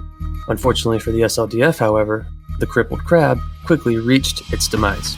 After some intense fighting, the SLDF managed to drop the severely injured Skinwalker. The SLDF took some damage, but managed to remain a superior threat in numbers. Enraged by the loss of his fellow MechWarrior, and by the bold actions of the SLDF Mercury trying to pin him down, the remaining Skinwalker removes a mongoose from existence. Trying to capitalize on the situation, the SLDF Mercury pilot cut in front of the remaining Clan Skinwalker, resulting in its death. The move, however, allowed the SLDF Marauder to land some much-needed blows to the Clan machine, which savaged the remaining armor from the Clan mech. Up until now, the SLDF forces have held the initiative in the battle. Too little too late for Clan Wolf, however, as the final shots of the match see the last Skinwalker fall at the hands of the severely battered SLDF Marauder. It is still unknown how this match came to be in the first place. The initial theory is that while traveling the Exodus Road, an SLDF jump ship suffered a catastrophic misjump which somehow propelled them to the future. Scientists around the Innersphere are looking into this strange and never-before-seen phenomena. If they ever find an answer, you will hear it from us first. Next, we visit a more recent battle that took place on the outskirts of a scientific research station on the planet of Vulcan in Clan Hellshorse's territory on April 13th, 3152. The mission is DFA Wargaming's Intercept mission, which was recently covered in Scenario Showcase Episode 2. The former Jade Falcon worlds and the hinterlands are under siege. Planet after planet has been lost to the invaders on many fronts. The remnant of the Jade Falcons need to change the game, and they need to change it fast. In enters the planet of Vulcan. Only a few jumps from the Jade Falcon epicenter of Sudaten, Clan Jade Falcon has intelligence of strange experiments underway. Experiments that could alter the balance of power in the hinterlands. The scientists report a breakthrough in development of new gases and crystals, derived from new elements, thus far found nowhere else in the inner sphere, other than in the geologically unstable region for which the planet Vulcan derives its namesake. The only problem, Clan Hellshorses, in control of the system, stands in the way. These technologies could multiply laser power and efficiency tenfold if they could be developed fast enough and if the intelligence is true. Clan Jade Falcon needs a game changer. If they can succeed in this daring extraction, they might just have what they need. Clan Jade Falcon forces unloaded on the beaches and the outskirts of dilapidated roads and bridges leading to the research facility as the Hellshorses forces made their way out to defend the objectives scattered amongst the small islands. An early challenge occurred on the low-lying island near the wind farms. The Hellshorses Incubus approaches and prevents the Jade Falcon Howler from gaining an early foothold on the objective. The Jade Falcon Kit Fox maneuvers to shore up the Windfar flank as the rest of the Jade Falcon forces move to the main crater on the far side of the battlefield. The Hellshorses leads a two-pronged attack, both to the main crater and across the central utility bridge, to challenge the Falcons. At this point, both the small island near the wind farm and the large crater island have hot objectives for the taking. The Hellshorses continue to march across the narrow utility bridge with heavy metal to harry the crossbow, attempting to hold a central hot objective. And near the big crater, the Jade Falcon's mistake of stepping off a hot objective results in a protracted fight over the crater island, with a gargoyle and battle armor doing their best to contest and deny. Jade Falcon and Hellshorses are tied at one objective apiece, though Jade Falcon is poised to score 2 objectives next turn, with Hellshorses poised to score only 1, which would result in a narrow Clan Jade Falcon victory if it comes through. A complete murdering of the Hellshorses gargoyle with legs severed and flying occurs in a grouping of trees near the volcano, a double dose of Summoner for his troubles. The Hellshorses Incubus and Shadowhawk make quick work of the wind farm flank, downing the Jade Falcon Baboon and the Kit Fox before capturing the objective. In the end, Clan Jade Falcon captures 3 objectives to Clan Hellshorses 2. What will the Jade Falcons do with these crystals and technology that hold a faint promise of an improved laser? Has enough of the material made it off the planet intact? Time will tell. That is all we have for tonight, folks. Join us next time for news from the battlefield, where we report on battles that have taken place throughout the Innersphere, both past and present. If you have a battle report you would like to submit for review, please send it to our email, the Valhalla Club at Outlook.com, or submit the story on our Discord. Thanks for listening, and we'll see you next time.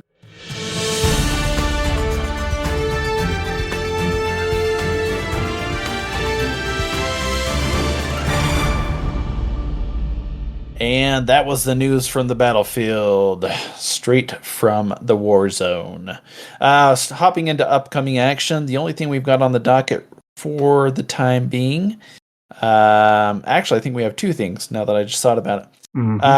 But the big one coming up next year is the Las Vegas Open, and I think I've talked about it in the last couple episodes. So if you haven't already heard about it, it's happening in basically the third weekend in January. I think it's the 18th through the 21st in Las Vegas at the Rio. We'll have both Alpha Strike and Classic Battletech events. We've got different events going on each day. Ben will be running a campaign in a day with Alpha Strike. We've got an Alpha Strike 350 tournament going on the Friday there. On the classic side, we've got BattleTech Through the Ages, where we'll have different scenarios and different ages of BattleTech. And we've also got a campaign in a day with the Tukid manual.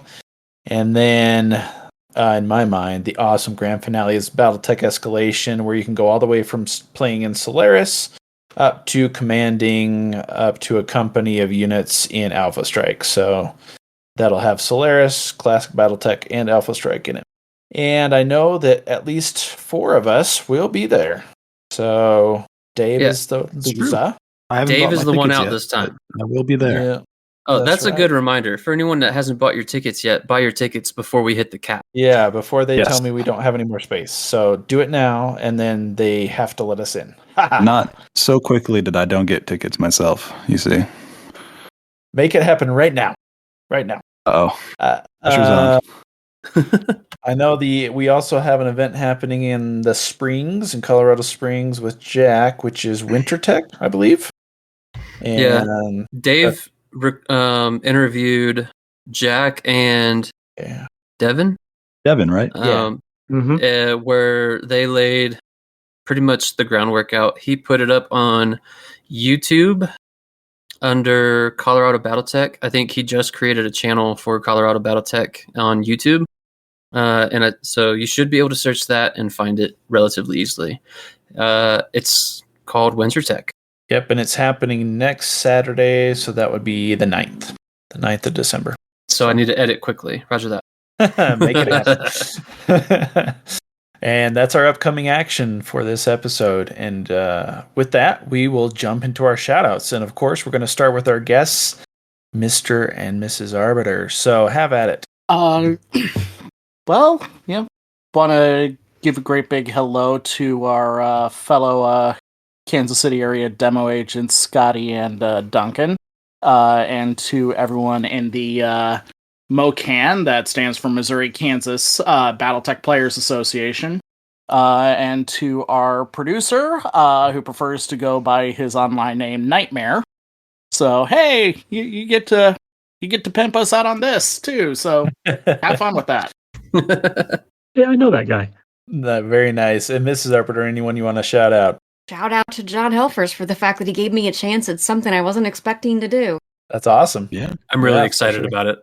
Yeah, we're glad he brought you in. We'll say that. One other thing, if I may, a little bit of shameless personal promotion. Please, by all means. The next issue of Shrapnel is coming soon, and some jackass by the name of James Bixby wrote a short story that will be appearing in it. So, if you enjoyed the tales of a certain selfish jerkwad in a particularly pink battle mech, you may want to pick that up. Which Shrapnel is that going to be in? Issue 15. 15, okay. Fantastic. Is this a sequel get there to the other eventually. Pink Panther story that was on Shrapnel? It is? Okay, cool. Likewise, I would put a tagline and say that I've actually had a publication myself in number 10. That was a year ago, though. What's your Dang, point? man. It's It's all good. I'll get No there spoilers eventually. now. I think I'm still in I think I'm in Shrapnel 6. So I'll get there. I think You you gotta stop just playing got video to my games, first read more story. books. I'm Actually, trying, 6, man. 8, 10, 15. 15. Damn, I should have. I'm gonna start That's- chasing you that's around the delayed house, for one Mike, more. like a little elf on the shelf. I can't Hey, read if you're mittens. chasing me. Read the shrapnel. Sorry, I didn't mean to It's interrupt. been fantastic to have both of you on tonight to talk about everything, but also, especially about the cookbook. And where can It's been our where can they pleasure to be find? here. Oh yeah, and where can they find your guys' podcast? Where can they listen to you guys at? For wherever you get your podcasts, just search for Chatterweb or Arbitration Studios. Either one will pull us up, or you can stream it directly from ourbattletech.com. And we try, not always succeeding, but we try to get a podcast out about the third week of every. We try to get it recorded the third weekend of every month and then get it out by the end of the month. So we're past due right now, but there hasn't been much to talk about yet. So that's my defense, and I'm sticking to it. I just opened up Shrapnel number 6 to my bookmark where I left off, and lo and behold, the next story is your story. There you go. Hey, Starwin in the Sidewinder Canyon, baby. That's it. I'm looking at it right Maybe I'll now. come by another time and tell you about how that whole thing came to be. Hell yeah. Well, thanks for being on to both of you. That's been great. And thanks for shouting out your local community, because it's always great to have people to play with nearby. It wasn't always that way, so it's great to have people for sure. Mike. Thank you. Oh yeah, thanks a lot. Mike, go ahead. So I mean, this essentially is just shout outs reaching back to the return and report, but everyone that hung out and gamed with me and donated money for the Extra Life campaign. We had, again, Tommy and Charles from Wolfnet. Tommy actually downloaded the game near the end of the stream and joined us in a few matches, so that was a lot of fun. Charles, he was there most of the day. Seth, again, White Fox most of the day. Chandler and Derek from On the Origins. Oh, sorry. Seth from Mercenary Star Podcast. Chandler and Derek from On the Origins. Aaron and Brent from Of Mechs and Men. And then from our general community, we had Break Time Phil. How did your name end up after? I don't know. I don't know. I tried to do it in order, but I'm just reading off the list now. So Break Time Phil, thank you, Matt.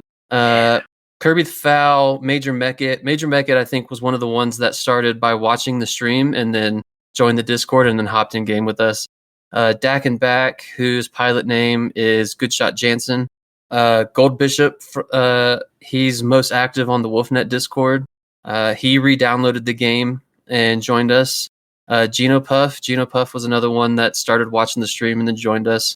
The Coach Soundboard, that was a lot of fun. That was so clutch, dude. The video's still up, I think, on Twitch if you want to check it. Again, it's 17 hours. I don't know exactly where the Coach Soundboard came in, but it was awesome. I think I clipped it. And I guarantee there's a lot more that I'm probably missing that hopped in and out throughout the day. It was a long day.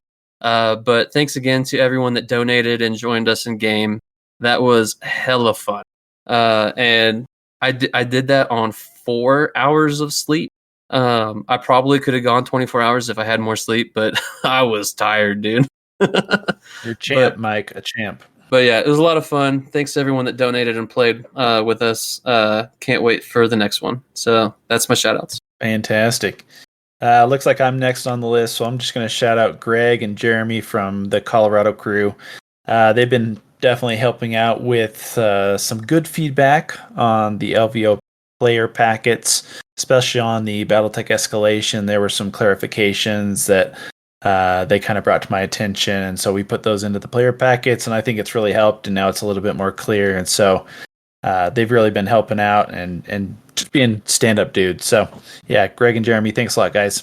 Ben, over to you. I'm going to shout out to Metal Ed for being a stand-up guy and volunteering to help out at the LVO campaign in a day. And we've been chatting back and forth a lot about the different units we each own so that we have a full set of Great Death Legion and Merrick folks to fight it out during the campaign. So appreciate it, Ed. 2,000 vehicles or something just shy of it, I don't know who wrote that damn thing, but that was a lot of fucking vehicles. Seriously, man. John. Oh, yeah, that was me. Yeah.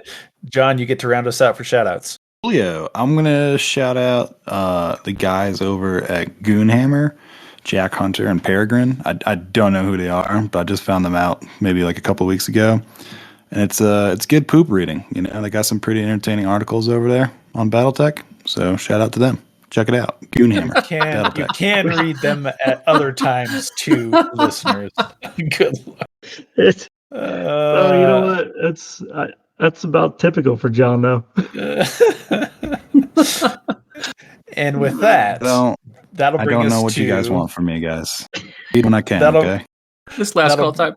Bring us to the last call. Last call, everyone. Last call. You don't care where you go, but you can't stay here. The fuck? Get out. Thanks for joining us today in the Valhalla Club. If you'd like to hang out with us and many other BattleTech podcasters, then be sure to join our Discord. Link is in the description. Special thanks to our sponsor, Ares Games and Miniatures. Ares is the premier online retailer for all your BattleTech needs.